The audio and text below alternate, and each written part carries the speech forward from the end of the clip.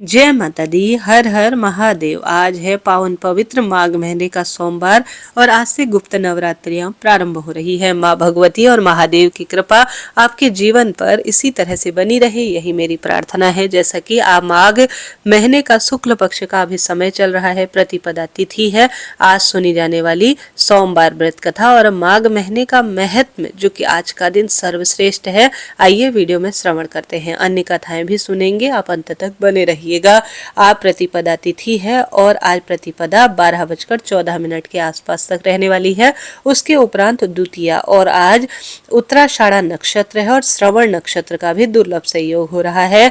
आप वज्र योग और सिद्धि योग का दुर्लभ और श्रेष्ठ संयोग है। आज राहु काल का शुभ समय सुबह 8:35 से 9:55 के आसपास है। राहु काल में किसी नए और शुभ काम की शुरुआत ना करें, इस बात का ध्यान रखें।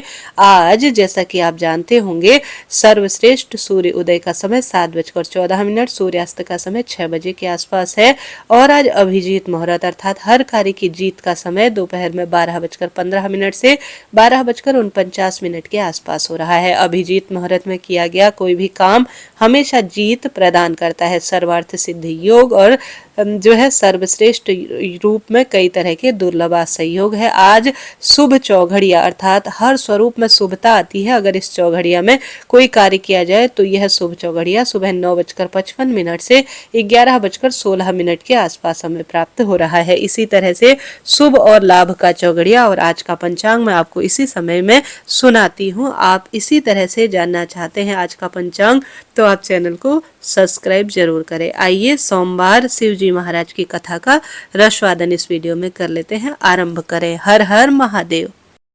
अनुसार एक धनवान साहूकार था जिसके घर में अन्न धन्य की कोई कमी नहीं थी, परंतु उनको एक दुख यही था कि उनके कोई पुत्र नहीं है। इसी चिंता में दिन रात रहा करते थे। वह पुत्र की कामना के लिए प्रति सोमवार को शिव जी का व्रत और पूजन किया करते थे और शाम को शिव मंदिर में जाकर शिव जी के श्री विग्रह के सामने दीपक जलाया करते थे।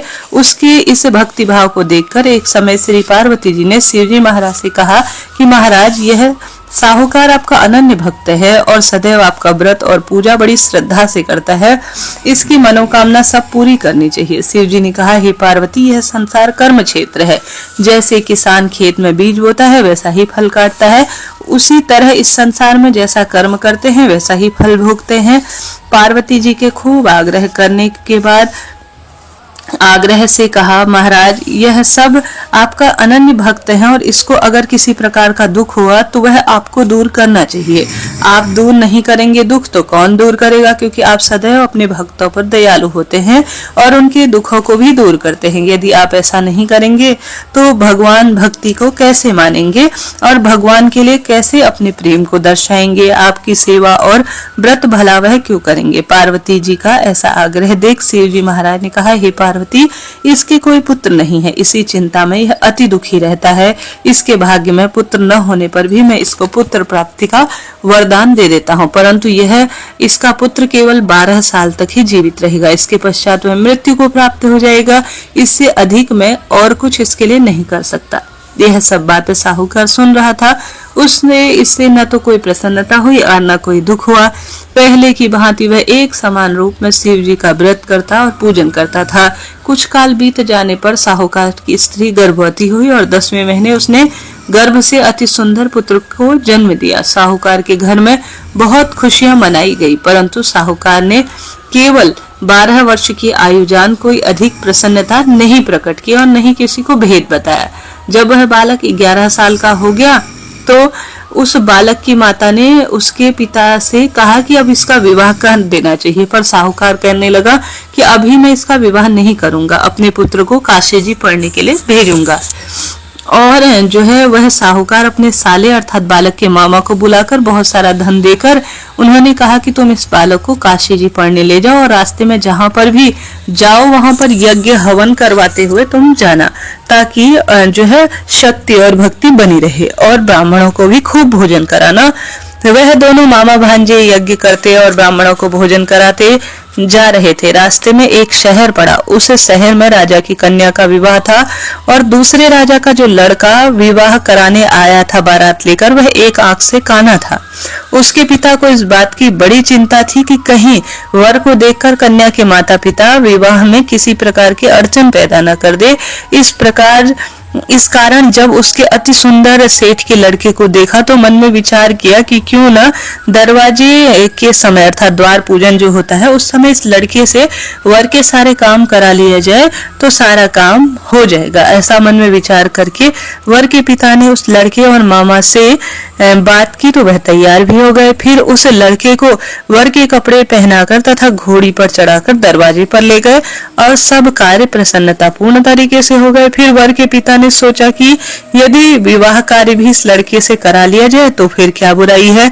ऐसा विचार कर उसके लड़के और उसके मामा से कहा, यदि आप फेरों और कन्यादान का भी काम कर देंगे तो आपकी बड़ी कृपा होगी और मैं इसके बदले आपको बहुत सारा धन भी दूंगा। तो उन्होंने यह बात स्वीकार कर ली और विवाह कार्य भी बहुत अच्छी तरह से संपन्न हो गया। परंतु जिस समय लड़का जो है जाने लगा, वह राजकुमारी की चुनरी के पल्ले पर लिख गया कि तेरा मेरे साथ विवाह हुआ है, परंतु जिस राजकुमार के साथ तुमको यह भेजेंगे वह एक आंख से काना है और मैं काशी जी पढ़ने जा रहा हूँ। लड़के के जाने के पश्चात उस राजकुमारी ने अपनी चुनरी पर ऐसा लिखा हुआ पाया तो उसने राजकुमार के साथ जाने से मना कर दिया और कहा कि मेरा पति यह नहीं है, मेरा विवाह जिसके साथ हुआ है वह तो काशी जी पढ़ने गया है।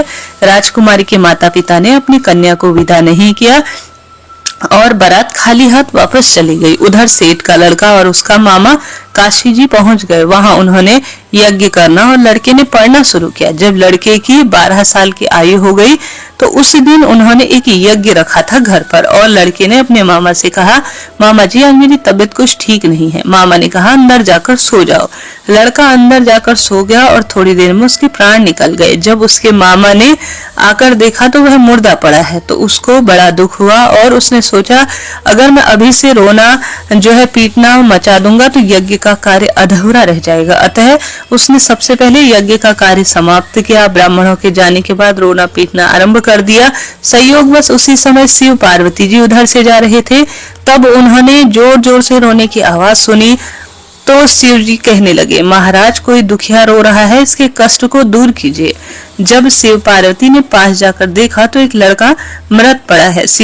पार्वती जी कहने लगी, महाराज यह तो उसी सेठ का लड़का है जो आपके वरदान से उत्पन्न हुआ है। शिव जी ने कहा, हे पार्वती इसकी आयु इतनी ही थी, यह भोग चुका है।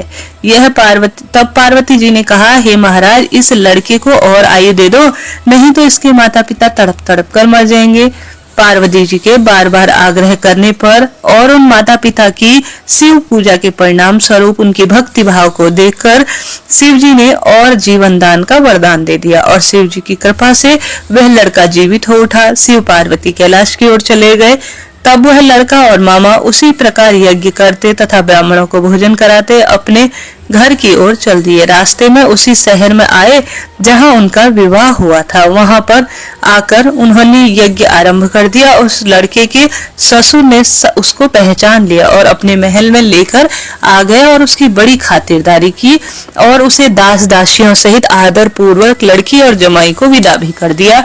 जब वह अपने निकट शहर के आए तो मामा ने कहा, मैं सबसे पहले तुम्हारे घर जाकर खबर देकर आता हूँ। जब उस लड़के का मामा घर पहुंचा तो लड़के के माता पिता घर की छत पर बैठे थे और प्रण लिया था, यदि हमारा पुत्र सकुशल लौट आया तो हम राजी खुशी नीचे आ जाएंगे, नहीं तो गिरकर अपने प्राण दे देंगे, हमारे जीवन का कोई महत्व नहीं है।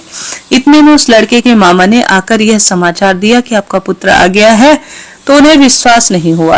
तब मामा ने कसम खाकर शपथ पूर्वक कहा कि आपका पुत्र अपनी स्त्री के साथ बहुत सारा धन लेकर आ रहा है। तो सेठ सेठानी का आनंद के साथ उनका स्वागत किया, बड़ी प्रसन्नता के साथ सब रहने लगे। इसी प्रकार से जो कोई भी सोमवार के व्रत को धारण करता है, संतान प्राप्ति के लिए विशेष पूजन अर्चन करता है, महादेव की भक्ति करता है, उसके पति बच्चों की हमेशा महादेव माँ पार्वती रक्षा करते हैं। इस कथा को जो भी पढ़ता और सुनता सुनाता है उसकी सभी मनोकामना स्वयं ही पूर्ण हो जाती है। बोले हर हर महादेव। श्री शिवाय नमस्तुभ्यम। कथा अनुसार एक नगर में भगवान शिव का एक भव्य मंदिर था, जहां हर वर्ष, हर दिन, हर समय भक्तों का तांता लगा रहता था। बहुत दूर दूर से कांवड़िए कांवड़ लेकर आते थे। शिवलिंग पर रोज अपने हाथों से विशेष रूप से रोज जल का अभिषेक करते थे। मंदिर भक्तों की भीड़ से भरा हुआ था। तभी अचानक आकाश से बिजलियां हुई और सोने का एक थाल उतरा। उसी के साथ एक भविष्यवाणी भी हुई, जो कोई भगवान शंकर का सच्चा भक्त और प्रेमी होगा उसे यह थाल मिलेगा और यह उसी रूप में उसको प्राप्त होगा। मंदिर के परिसर में उपस्थित सभी लोगों ने यह भविष्यवाणी सुनी। धीरे धीरे सभी लोग इकट्ठा हो गए। जो लोग मंदिर की व्यवस्था देखते थे, उन्हें तो पूरा विश्वास था कि यह थाल हमें ही मिलेगा, इसलिए वह आगे जाकर खड़े हो गए। सबसे पहले पंडित जी आए और बोले, देखिए, मैं प्रतिदिन महादेव का सुंदर अभिषेक करता हूँ, अतः भोलेनाथ का सबसे निकटवर्ती प्रेमी मैं ही हूँ और मैं ही सबसे बड़ा भक्त हूँ, इसलिए थाल मुझे ही मिलनी चाहिए। इतना कहकर पंडित जी ने थाल उठाया। जैसे ही पंडित जी ने थाल उठाया, थाल पीतल का हो गया। यह देखकर पंडित जी बड़े लज्जित हुए। उन्होंने थाल अपने स्थान पर रख दिया और वहां से आ गए। इसी प्रकार वहां उपस्थित सभी पंडितों ने खुद को आजमाया, लेकिन शायद उनमें से कोई भी शिव भक्त सच्चा नहीं था। उन्हें भी यह थाल यथा स्थान पर ही रख कर चले आना पड़ा। इसके बाद उस नगर के राजा का आगमन हुआ। राजा साहब आगे आए और बोले, मैंने महादेव के मंदिर में बड़ी बड़ी दान दक्षिणा दी है, इसलिए यह थाल मुझे ही मिलना चाहिए। इतना कहकर राजा साहब आगे बढ़े और थाल उठाया। जैसे ही राजा ने थाल उठाया, थाल लोहे और तांबे के रूप में बदल गया। यह देखकर महाराज भी लज्जित हुए और थाल को उनके स्थान पर रखकर एक तरफ खड़े हो गए। इसके बाद इस तरह से सभी ने, एक जो दानी थे, महात्मा जन थे, भक्त थे, उन्होंने एक एक करके उस थाल को उठाया, लेकिन किसी के हाथ में कुछ हो गया तो किसी के हाथ का वह थाल किसी स्वरूप में हो गया, लेकिन सोने का नहीं हुआ। तब लोगों को पता चल गया कि हम में से कोई भी यह महादेव का सच्चा भक्त यहाँ पर नहीं है। उसी समय किसान का आगमन हुआ। वह बेचारा महीनों के बाद आज सोमवार के शुभ अवसर पर शिव जी के दर्शन करने आने लगा और गरीबी और गृहस्थी के बोझ तले दिन भर खेतों में मेहनत करता, मजदूरी कर कर अपने परिवार का जैसे तैसे गुजारा कर रहा था। अभी रास्ते में आ ही रहा था कि कोई भिखारी मिल गया और कुछ खाने को मांगने लगा। किसान को दया आ गई। अपने खाने में से जो भी खाना लाया हुआ था उस भिखारी को दे दिया। थाल के बारे में इसने भी सुना था, लेकिन उसमें उस थाल की तरफ कोई ध्यान नहीं था। बस भगवान का नाम जपता और अपने कर्मों को प्रधानता देता। सीधा मंदिर में गया और महादेव का पूजन करके बाहर आ गया। परिक्रमा करके जाने को हुआ, तभी पीछे से एक आवाज आई, भाई तुम भी इस थाल को उठाकर देख लो, हो सकता है तुम ही महादेव के सच्चे भक्त हो और यह थाल तुम्हारे लिए आया होगा। किसान ने कहा, क्यों मजाक करते हो भैया, हम तो किसान हैं भाई, मैं तो कभी कभी ही पूजा पाठ बहुत बड़ी नहीं कर पाता, कभी कभी एक आध बार मंदिर आ जाता हूँ, मैं काहे का सच्चा भक्त हूँ। वह अजनबी बोला, भाई हम तो देख चुके हैं, हमारी भक्ति की तो 2 कौड़ी की भी नहीं है। अब तुम भी अपना हाथ लगाकर देख लो, सोने का थाल मिले न मिले, लेकिन तुम्हें पता चल जाएगा कि तुम्हारी भक्ति किस स्वरूप की है। लोगों के बहुत आग्रह करने पर आखिरकार भोले भाले किसान ने थाल जाकर उठा ही लिया। जैसे ही उसने थाल उठाया, लोगों के आश्चर्य का ठिकाना नहीं रहा। सोने का थाल रोशनी से चमकमाने लगा। यह देखकर सभी लोग खुशी से लहर की ओर दौड़ गए, अर्थात खुशियां खूब आ गई। कहने का अर्थ है सभी लोग उसके जय जयकार लगाने लगे और पूछने लगे कि भाई तुम ही सच्चे भक्त हो, अब हमें भी बता दो कि तुम्हारी भक्ति किस स्वरूप में फलित है और तुम कैसी भक्ति करती हो, जिससे कि महादेव तुमसे इतने अत्यंत प्रसन्न है। किसान बोला, मैं तो कुछ नहीं भैया, किसान हूँ, कोई भक्ति नहीं जानता, केवल दिन भर खेतों में काम करता हूँ और थोड़ा समय निकालकर जरूरतमंद लोगों की मदद करता हूँ। इसके अलावा मुझे कोई भी विशेष कार्य करना नहीं आता है। लोग पूछने लगे, तुम लोगों की मदद क्यों करते हो? किसान हंसते हुए बोला, सुकून। दूसरों के चेहरे पर मुस्कान देखकर मुझे जो आनंद और खुशी होती है ना, मैं उसे शब्दों में कह नहीं सकता। शायद यही कारण है कि महादेव मुझसे प्रसन्न है। इसलिए हमेशा सभी को यह याद रखना चाहिए कि सत्म कर्म का आरंभ भी आनंद से होता है और अंत भी आनंददायक होता है। दुष्कर्म का आरंभ भी दुख से होता है और अंत भी अत्यंत दुखदायक होता है। आप सैकड़ों मील की यात्रा करके भी दूसरों का दिल दुखाते हैं तो आपकी जो है तपस्या, साधना, महादेव का दर्शन धूल के समान है। प्रिय श्रोताजनों, कितनी सुंदर बात है ना, आनंद आया। अब आइए माघ महीने का महत्व हम सभी श्रवण कर लेते हैं। शिव जी की कथाएं तो सुन ली, तो आज हम माघ महत्व में 16वें अध्याय में पहुंचे हैं। 16वें अध्याय में लिखा गया है अप्सरा और ब्रह्म राक्षस के वृतांत के बारे में। आइए आरंभ करते हैं कथा श्रवण करना। माघ महीने की कथाएं ना दुर्लभ है, इन्हें सुन लिया जाए तो भाग्य बदलता ही है। कथा में लिखा गया है क्रांतिवीर जी बोले, हे भगवान, यह राक्षस और कांचन मालिनी कौन थे? उसने अपना धर्म कैसे दिया और इन दोनों का साथ किस प्रकार हुआ? हे ब्राह्मण, हे ऋषि आत्रि के संतानों के सूर्य, आप मेरे कौतूहल को पूर्ण कहते हुए कहिए। दत्तात्रेय जी बोले, हे राजन, इस विचित्र चिरकाल का इतिहास सुनो, जिसे सुनने से ही वाजपेयी यज्ञ का फल प्राप्त होता है। कांचन मालिनी नामक एक बड़ी रूपवती अप्सरा थी। प्रयाग में माघ मास में वह स्नान करके शिव जी के मंदिर जा रही थी। गिरिराज हिमालय के कुंज में घोर रूप में खड़े हुए उस वृद्धासुर ने आकाश मार्ग में जाती हुई सोने के समान तेजवान उस सुंदर कटी वाली बड़े बड़े नेत्र वाली चंद्रमुखी अप्सरा को देखकर ब्रह्म राक्षस से कहा, हे सुकेशी, हे पीन पयोधरे, तुम कौन हो तथा कहां से आई हो? तुम्हारा वस्त्र और वेड़ी क्यों गीली है? हे भीरु, तुम आकाश मार्ग में कहां जा रही हो? हे भद्रे, किस पुण्य के प्रभाव से यह तुम्हारा अत्यंत तेजस्वी रूप शरीर मनोहर है? हे सुलोचने, मेरे मस्तक पर तुम्हारे वस्त्र से गिरे हुए एक बूंद का जल मेरा क्रूर मन क्षण भर में शांत हो गया है। इस जल की क्या महिमा है? तुम शीलवती हो, मुझसे कहो। अप्सरा बोली, हे राक्षस सुनो, मैं काम रूपिणी अप्सरा हूँ, मेरा नाम कांचन मालिनी है। मैं प्रयाग से आ रही हूँ। गंगा जमुना के संगम पर मेरे वस्त्र अच्छी तरह से भीगे हैं। हे राक्षस, मैं श्रेष्ठ पर्वत कैलाश पर, जहाँ पार्वती पति शंकर जी रहते हैं, वहां जा रही हूँ। त्रिवेणी के जल से तेरी क्रूरता निकल गई, जिसके प्रभाव से मैं सुबुद्धि गंधर्व की कन्या और उसी की प्यारी सखी हुई। वह ब्रह्मा जी ने मुझसे कहा था, वह मेरा आश्चर्य में डालने वाला उदाहरण सुनो। मैं कलिंग देश के राजा की वैश्यारूप और लावण्य से युक्त उस नगर की दूसरी युवतियों में शिरोमणि थी, जिसने मुझ पर सारा नगर मोहित जो है स्वरूप था। अमूल्य वस्त्र, गहने, धन और पोशाक मैंने प्राप्त किए। मेरे पास स्वर्ण की कोई कमी नहीं थी। काम पीड़ित युवा पुरुष मेरे चरणों की सेवा करते थे। कोई कामी पुरुष आपस में स्पर्धा करके मृत्यु को भी प्राप्त हो गए थे।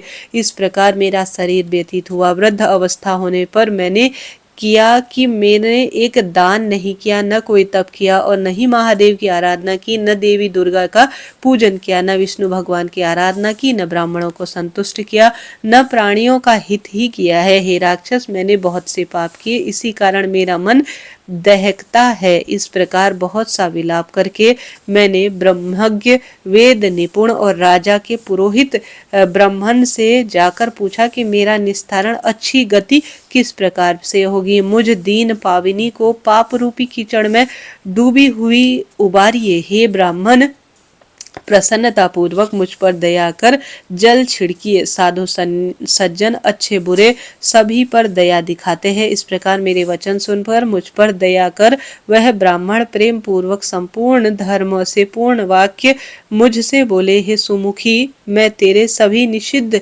आचरणों को जानता हूँ। तू मेरी बात मान, शीघ्र ही प्रजापति के क्षेत्र प्रयाग को जा, वहीं जाकर स्नान कर, तेरे पाप नष्ट हो जाएंगे। लेकिन हे भिखु, तीर्थ में मन से भी अशुभ क्रिया मत करना। प्रयाग में स्नान करने से तो पवित्र होकर अवश्य ही स्वर्ग में जाएगी। हे भामिनी, दूसरे देश में किए हुए पाप उसी समय प्रयाग में नष्ट हो जाते हैं। हे भीमु, प्राचीन काल में गौतम मुनि की स्त्री अहिल्या को देखकर इंद्र काम के वशीभूत हुआ, तब अपने काम को छिपाते हुए उसके पास गया। इस पाप के फल से जहाँ जाने से इंद्र का शरीर अत्यंत लज्जापूर्ण और कुरूप हो गया था। उसके पति गौतम के श्राप से इंद्र के शरीर में हजारों भग नीच हो गए। वह मुंह नीचा करके देवराज इंद्र मेरु पर्वत के शिखर पर 100 योजन लंबे स्वच्छ जल से भरे हुए सरोवर पर जाकर सुवर्ण कमल के भरे हुए कोटर में घुस गया, वहां बैठकर अपने को और कामदेव को धिक्कारने लगा। इसी पाप से निंदनीय होकर सभी प्राणी नरक में जाते हैं। आयुष्य, कीर्ति, यश, धर्म और धैर्य को सदैव नष्ट करने वाले दुराचारी कामदेव को धिक्कार है। ये विपत्ति का उचित स्थान है।